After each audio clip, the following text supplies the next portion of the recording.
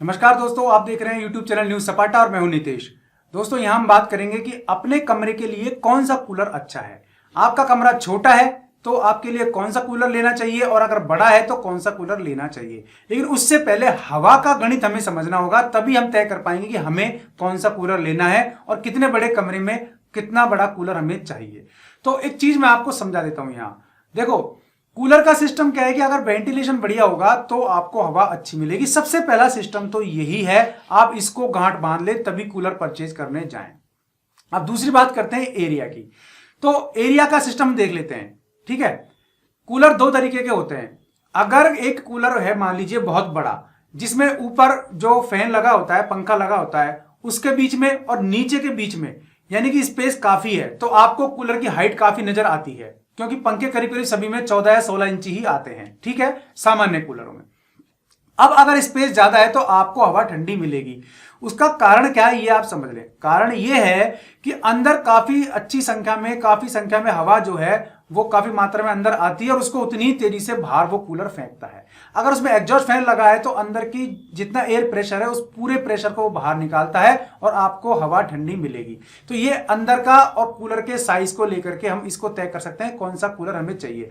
अब मान लीजिए आपका जो कमरा है वो 60 फीट तक है, यानी कि 60 वर्ग फीट, यानी कि इतना बड़ा है कि आपका जो क्षेत्रफल है वो 60 वर्ग फीट है या 18 मीटर के आसपास ऐसा माना जाता है। क्योंकि कई कूलर्स के मैंने यहाँ रिव्यू देखे, कई कूलर्स के बारे में मैंने यहाँ जानकारी इकट्ठा की, तो अधिकतर की यही है कि 18 से जो 10 मीटर से लेकर के 18 मीटर तक के कूलर बनाए जा रहे हैं। उसके बाद कूलर अलग होते हैं। तो यानी कि इतना बड़ा आपका रूम अगर है, यानी आपके रूम की हम साइज देखें तो यहाँ मैंने एक जरा नोट की हुई है साइज। मान लीजिए आपका रूम जो है 6 मीटर लंबा, यानी कि 1 मीटर में 3 पॉइंट कुछ फिट होते हैं, तो 6 18 फीट लंबा आपका रूम हो गया।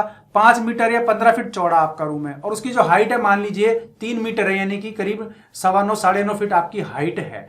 तो आपको करीब करीब 1800 क्यूबिक जो है हवा चाहिए। अब ये मैकेनिकल थोड़ी चीज है, इनको अपन अलग रख देंगे, या फिर जानना चाहे तो आप जान ले कि इसको सीएमएच बोलते हैं, क्यूबिक मीटर पर हावर, यानी कि 1 घंटे में आपको 1800 क्यूबिक एयर चाहिए। तो ये हवा कौन सा कूलर बनाता है।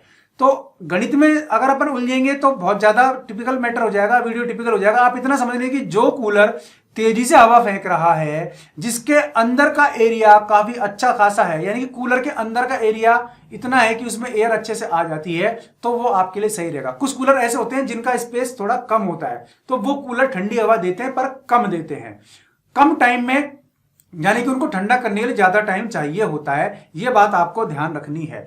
तो मान लीजिए अगर आपका रूम 10 बाई 10 का है, अगर आपका रूम 10 बाई 10 का है तो आप जो है कोई सा भी सामान्य कूलर ले सकते हैं जो आपको आराम से ठंडी हवा देगा। बस आपको वेंटिलेशन का ध्यान रखना है। तो ये थोड़ा सा गणित था जो मैंने आपको बताया।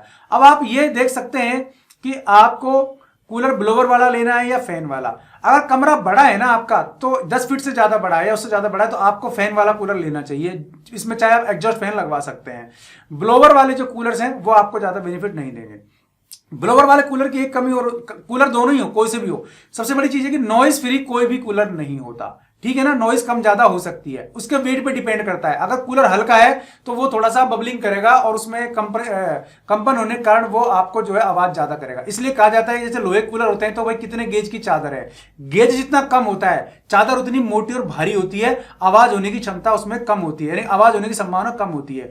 गेज जितना ज्यादा है उसकी चादर उतनी ही पतली होगी और वो आवाज उतनी ही ज्यादा करेगा, फड़फड़ाएगा, तो उससे आवाज आती है।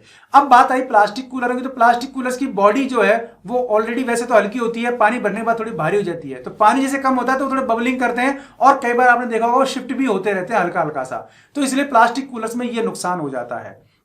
तो आपको दूसरी बात, आपको अगर कूलर अंदर लगाना है कमरे में तो आपके लिए कोई सा भी कूलर बढ़िया नहीं है, ये मैं आपको बताता हूं। फिर आपको एसी लगाना चाहिए। कूलर केवल गलतफहमी पैदा करेगा अंदर लगाने वाला। तो रूम के अंदर कोई भी कूलर सक्सेसफुल नहीं होता, क्योंकि ह्यूमिडिटी उसको जो है वो खराब कर देती है। कूलर सिस्टम है वो बाहर की गर्म हवा को लेता है और अंदर लेता है, अंदर उस हवा को ठंडी करता है, क्योंकि तीनों तरफ उसमें पेड़ लगे होते हैं। पानी से हवा ठंडी हो जाती है, पानी से और ह्यूमिडिटी से, और फिर जो पंखा है वो उस हवा को अंदर बाहर फेंकता है, यानी आपकी तरफ फेंकता है। तो ठंडा होने का सिस्टम ये है। अगर कूलर को आप रूम के अंदर लगा लेंगे तो उसको बाहर की गर्म हवा मिलेगी नहीं, वो उसी ठंडी हवा को ले रहा है और उसी ठंडी हवा को बार बार फेंक रहा है, तो यानी कि उससे वो चिपचिपाहट बना देगा। चिपचिपाहट बनने का कारण ये होता है। तो वेंटिलेशन बहुत जरूरी है। अगर आपका बड़ा रूम है 10 बाई 10 10 से अधिक है तो आपको ब्लोअर वाले कूलर नहीं लेने हैं, ये भी आपको ध्यान रखना है, क्योंकि ब्लोअर वाले कूलर आपके लिए ठीक नहीं होते हैं। पंखे वाले कूलर ज्यादा दूरी तक, ज्यादा एरिया में, ज्यादा क्षेत्रफल में हवा को फैला सकते हैं। मैंने एक वीडियो में बताया भी था आपको कि ब्लोअर वाले कूलर पॉइंटेड एरिया के लिए तो ठीक है, छोटे रूम के लिए ठीक है,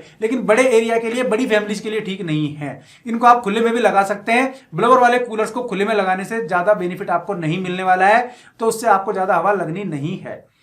दोस्तों ये वीडियो आपको कैसा लगा आप कमेंट में बताएं। अगर आपको कोई क्वेरी है तो भी आप जरिए कमेंट कर सकते हैं। वीडियो पसंद आया लाइक करें, शेयर करें, चैनल को सब्सक्राइब कर लें ताकि आपको मेरे वीडियोस लगातार मिलते रहें। आज के लिए इस वीडियो में इतना ही। ऐसे किसी यूजफुल वीडियो में फिर मिलता हूं, तब तक के लिए नमस्कार।